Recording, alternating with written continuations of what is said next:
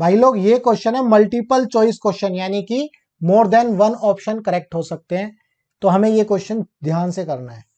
Question कहता है if P Q R the physical quantities having different dimensions, which of the following combinations can never be a meaningful quantity. भाई इस question को करने के लिए आपको बहुत बारीकी से ये समझना है, बहुत ध्यान से ये समझना है कि दो क्वांटिटी यानी कि लेंथ हो गया और लेंथ हो गया, इन दोनों को ऐड किया जा सकता है। भाई आप टाइम को टाइम के साथ ऐड कर सकते हो, ठीक है भाई, एरिया को एरिया के साथ ऐड कर सकते हो, ठीक है, वेलोसिटी को वेलोसिटी के साथ ऐड कर सकते हो, या सब्ट्रैक्ट कर सकते हो, सब्ट्रैक्ट भी कर सकते हो, सब्ट्रैक्ट भी कर सकते हो। यानी कि सेम क्वांटिटी को आप ऐड कर सकते हो, सेम क्वांटिटी को आप सब्ट्रैक्ट कर सकते हो, ठीक है। अब डिफरेंट क्वांटिटीज को आप ऐड नहीं कर सकते ना यार। अगर मैं बोलूं भाई लेंथ 2 मीटर में 2 मीटर प्लस 5 सेकेंड, आप ऐड कर सकते हो? नहीं कर सकते यार। मैं बोलूं भाई 2 metre square plus 6 metre cube, add कर सकते हो? नहीं कर सकते मेरे भाई। सेम क्वांटिटी को ही ऐड किया जा सकता है, डिफरेंट क्वांटिटी को ऐड नहीं किया जा सकता। इसका मतलब सेम क्वांटिटी यानी कि भाई सेम डायमेंशन होना चाहिए, सेम डायमेंशन होना चाहिए, सेम डायमेंशन होना चाहिए। ये देखो सेम डायमेंशन, सेम डायमेंशन, इधर भी सेम डायमेंशन है, यानी कि हम सेम डायमेंशन वाले को ऐड कर सकते हैं, डिफरेंट डायमेंशन वाले को ऐड नहीं कर सकते। सेम डायमेंशन वाले को हम सब्ट्रैक्ट भी कर सकते हैं, सेम डायमेंशन वाले को हम सब्ट्रैक्ट भी कर सकते हैं, लेकिन डिफरेंट डायमेंशन वाले को हम सब्ट्रैक्ट भी नहीं कर सकते। क्लियर है भाई? जैसे यहां पर लेंथ है, यहां टाइम है, इन दोनों का कुछ नहीं हो सकता, इन दोनों का कुछ नहीं हो सकता। क्लियर है? ऐसे यहां पर भी एरिया यानी कि एल स्क्वायर है प्लस यहां पर क्या है, एल क्यूब है, तो इन दोनों का भी कुछ नहीं हो सकता। क्लियर है भाई? बस यही चेक करना है। अब लेकिन अगर मैं बात करता हूं मल्टीप्लीकेशन की, किसकी बात करेंगे हम? मल्टीप्लीकेशन की, या बात कर सकते हैं हम डिवीजन की। तो भाई मल्टीप्लीकेशन और डिवीजन में ऐसा हो सकता है, एक क्वांटिटी को मल्टीप्लाई किया दूसरी क्वांटिटी से तो क्वांटिटी चेंज हो जाती है। आपको पता है क्वांटिटी चेंज हो जाती है। जैसे एग्जांपल ले लेते हैं भाई, मान लो वेलोसिटी इनटू टाइम हमें क्या देता है? डिस्टेंस देता है। वेलोसिटी इनटू टाइम हमें क्या देता है? डिस्टेंस देता है। मल्टीप्लाई हुआ ना, दो क्वांटिटी का मल्टीप्लीकेशन हमें डिफरेंट क्वांटिटी दे देता है, ये ध्यान रखना। सिमिलरली अगर मैं बोलता हूं डिस्टेंस अपॉन टाइम, तो मुझे क्या मिलता है मेरे भाई? वेलोसिटी मिलती है या स्पीड मिलती है ना? अभी तो आप यही समझो। तो भाई डिस्टेंस अपॉन टाइम ये डिवीजन है, तो डिवीजन हमें क्या देता है? वेलोसिटी दे सकता है या स्पीड दे सकती है। दैट मींस दो डिफरेंट क्वांटिटीज का डिवीजन हमें एक तीसरी क्वांटिटी देता है।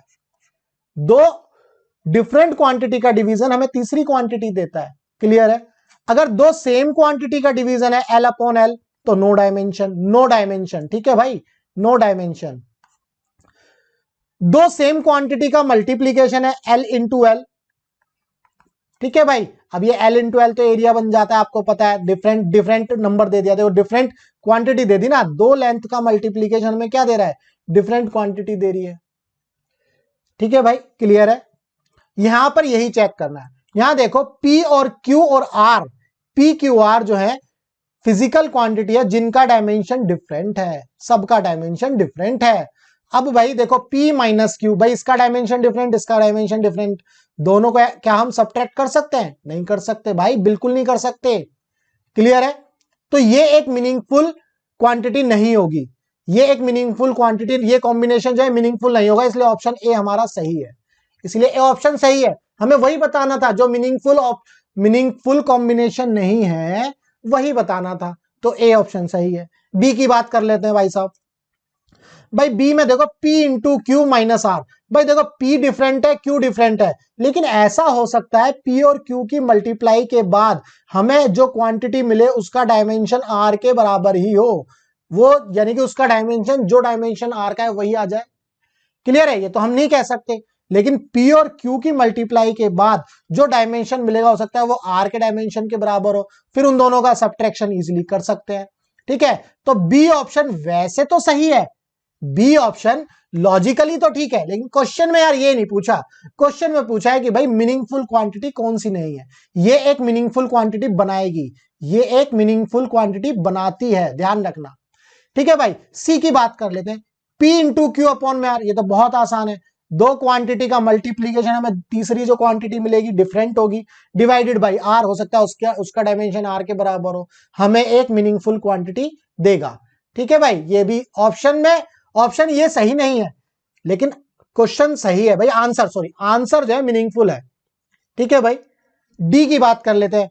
P R minus Q square, P और आर का जब मल्टीप्लाई करेंगे तो हमें एक तीसरी क्वांटिटी मिलेगी, ऐसा हो सकता है उसका डायमेंशन क्यू स्क्वायर के बराबर हो, और ये डायमेंशन क्यू स्क्वायर अपॉन में आर।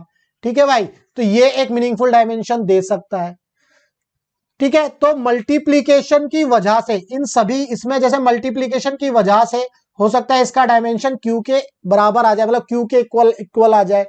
ऐसे ही पी क्यू का यहां पर डायमेंशन आर के इक्वल आ जाए, या पी क्यू का डायमेंशन बी ऑप्शन में पी इंटू क्यू का डायमेंशन जब मल्टीप्लाई करेंगे हो सकता है आर के बराबर आ जाए। तो बी सी और D, B C and D, B और सी और डी जो है एक मीनिंगफुल क्वांटिटी दे सकते हैं। क्लियर है, लेकिन क्वेश्चन में ये पूछा है जो मीनिंगफुल क्वांटिटी नहीं देगा वो बताओ। तो एक तो ए नहीं देगा, ई की बात कर लेते हैं भाई। ई में भी देखो ना यार, आर प्लस क्यू अपॉन में पी, भाई आर और क्यू जब दोनों ही डिफरेंट है तो उन दोनों का एडिशन पॉसिबल नहीं है। जब इन दोनों का एडिशन पॉसिबल नहीं है तो ये एक मीनिंगफुल क्वांटिटी क्या खाक देंगे, इसीलिए ई ऑप्शन हमारा सही है। ये एक मीनिंगफुल क्वांटिटी नहीं देगा, लेकिन ऑप्शन तो हमें यही बताना था भाई, जो मीनिंगफुल क्वांटिटी नहीं देगा वही बताओ कौन सा है। तो ए और E is the correct answer.